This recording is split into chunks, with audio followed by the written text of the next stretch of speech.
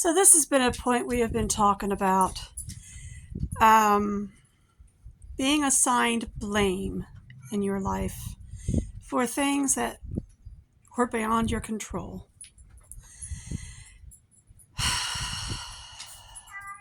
Yes, I was blamed for everything that happened when I was a child. To the point where I began starting every conversation with, "I'm sorry." When I became an adult, people began wondering, "Why are you apologizing all the time?" I began wondering myself. But then I met Lamont, and the cycle began again. I began being blamed for everything bad that happened in life.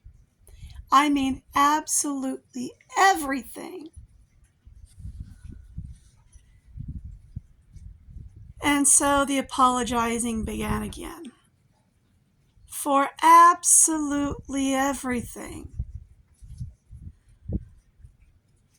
Coffee pot would break down. "I'm sorry, it's my fault." Car would break down. "I'm sorry, it's my fault." House would develop a leak. "I'm sorry, it's my fault." Grass would grow too long. "I'm sorry, it's my fault." I mean, everything.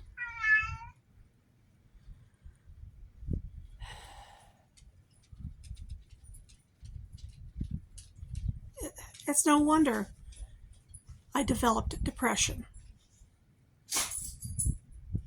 Kids would bring home an F. "I'm sorry, it's my fault."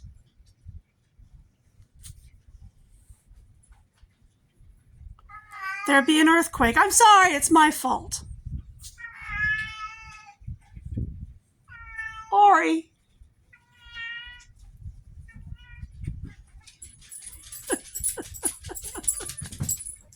When you got cats with Siamese in them.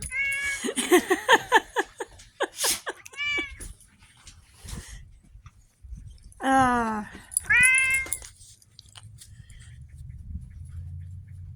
I mean, obviously you can't control an earthquake, but I actually apologized for it.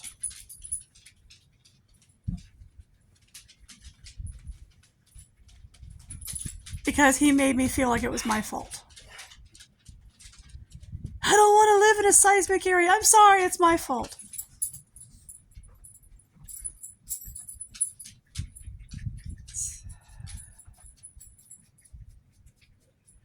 That's why he told everyone I was crazy.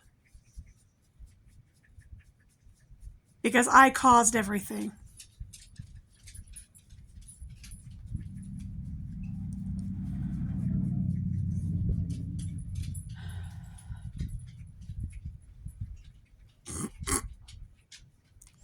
I caused his van to break down.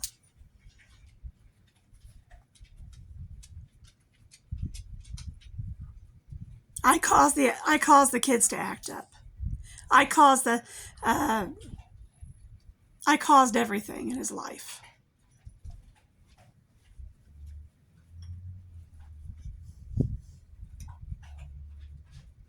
How, I don't know. Looking back on it after years of therapy, I don't know how I caused everything. I guess just by existing.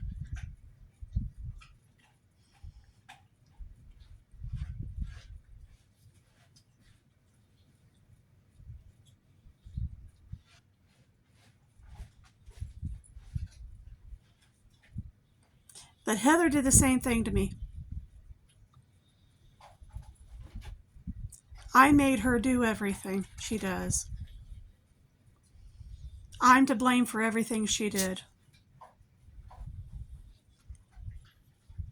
When I was a kid, I would find myself apologizing. "I'm sorry you did that. I'm sorry you did that. I'm sorry."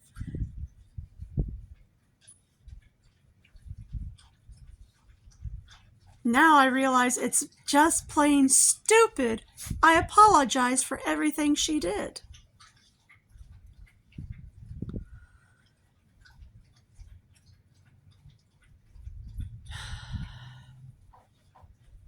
because it wound up enabling her to become the person she is now.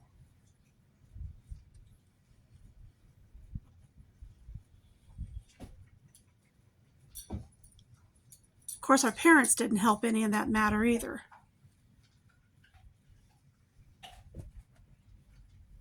They were just as much enablers as I was.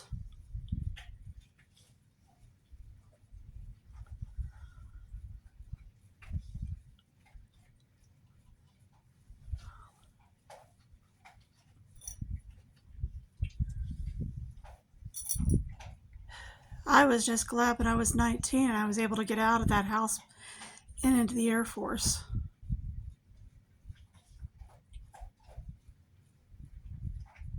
That's why I was training so damn hard for hours on end every day.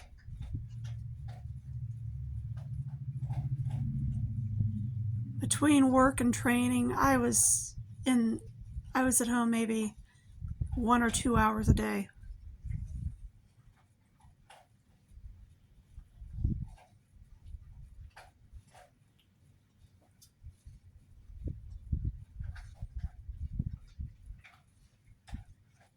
Besides sleep, maybe.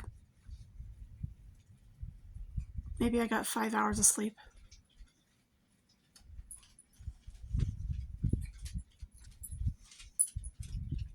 And eating, forget it. A salad a day, maybe. I was always hungry, always tired. But it was worth it to get away from Heather. It was so damn worth it.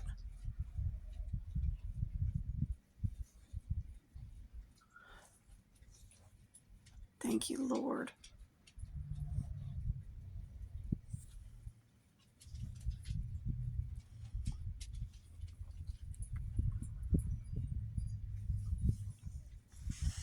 And I enjoyed serving my country. I really did enjoy it. I got to meet other people from other parts of the country. I got to see the ocean. I got to see where I was born.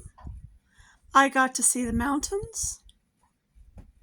I wish to God I had run from Lamont. And I made many, many good memories.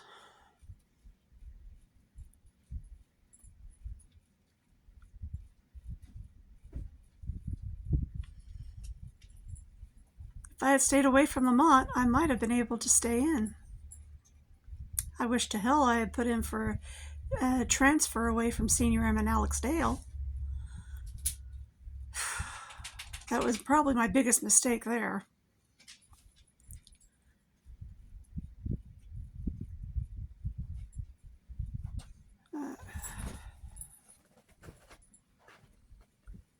He was going through a rough divorce, didn't believe in women in the military, and he took it out on me. Well, if he thinks I didn't know what was going on, he's got another thing coming. I knew what was going on. I had always known what was going on.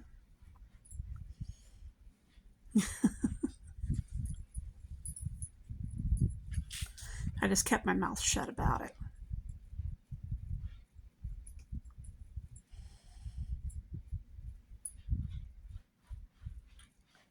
So,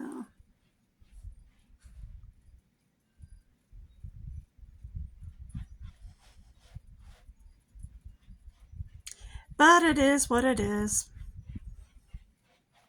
I did the job to the best of my ability. I got shut down for it. It's years in the past. The Air Force lost a good airman because of Alexdale and Lamont Henry.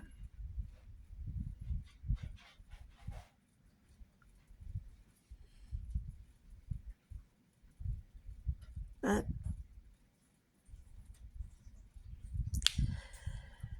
it's a good old boys club. Women are still treated like shit. It's the 2020s. but it might as well still be the 1950s. What can you do? Adios, y'all.